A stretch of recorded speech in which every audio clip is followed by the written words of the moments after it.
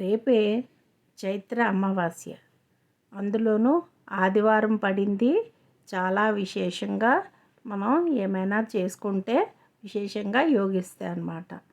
అందులోనూ ఆదివారం అమావాస్య అవ్వడం వల్ల చైత్ర అమావాస్యకి చాలా శక్తి ఉంటుందండి. మనం ఈ అమావాస్యకి మనం ఏమైనా పరిహారాలు చేసుకుంటే 1కి 100 రెట్లుగా మనకి యోగిస్తాయి అన్నమాట. ఈ ఈ అమావాస్యకి గరుడుముఖ కాయలతోటి మనం 2-3 పరిహారాలు చెప్పాను చూసారా పాత వీడియోల్లో. అలాగా పరిహారాలు చేసుకోవచ్చు గరుడుముఖ కాయలతో. అలాగే అదేవిధంగా ఇంట్లోని ఆవు పిడక మీద కొద్దిగా ఆవు నెయ్యి వేసి కొద్దిగా సాంబ్రాణి వేసి వెలిగించి హారతి బిళ్ళ వేసి వెలిగించి ఇల్లంతా ధూపం చూపించినట్టయితే చాలా విశేషంగా మీకు యోగాన్ని ఇస్తుందండి. ఇంటిలో ఉన్న నెగిటివిటీని పారదోలి అంత పాజిటివ్తో నింపేస్తుంది. అదేవిధంగా మీరు రేపు ఉదయము నుంచి అర్ధరాత్రి 12 దాకా కూడా దీపం వెలిగి ఉండేలాగా చూసుకోండి.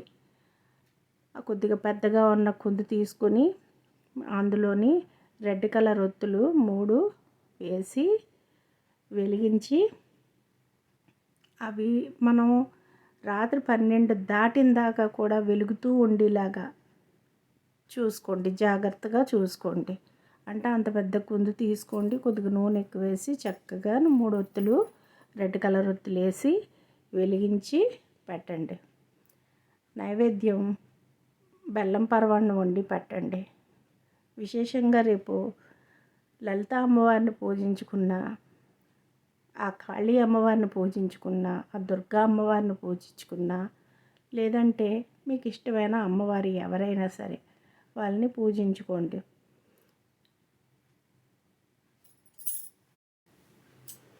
సాయంత్రము రాత్రి కూడా ధూపాన్ని ఇల్లు మొత్తం పట్టించండి.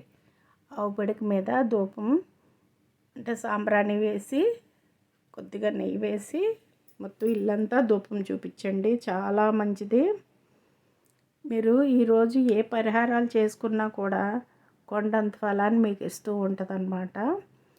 అలాగా ఇప్పుడు గరుడుముఖ కాయలు కూడా ఈ రోజున తెచ్చుకొని ఇంట్లోని మనం పాత వీడియోలో చెప్పుకున్నట్టు చూడకపోతే చూడండి.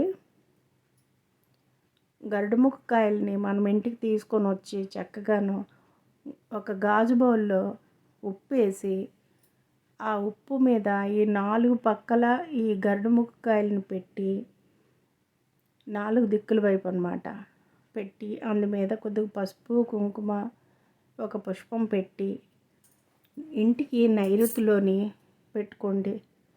అది కరెక్ట్గా 4 రోజులు అయ్యేసరికి ఆ ఉప్పుని ఆ గరుడుముఖ కాయలని అవన్నీ కూడా పారే నీటిలో వేసి మళ్ళీ కొత్తగా పెట్టుకోండి.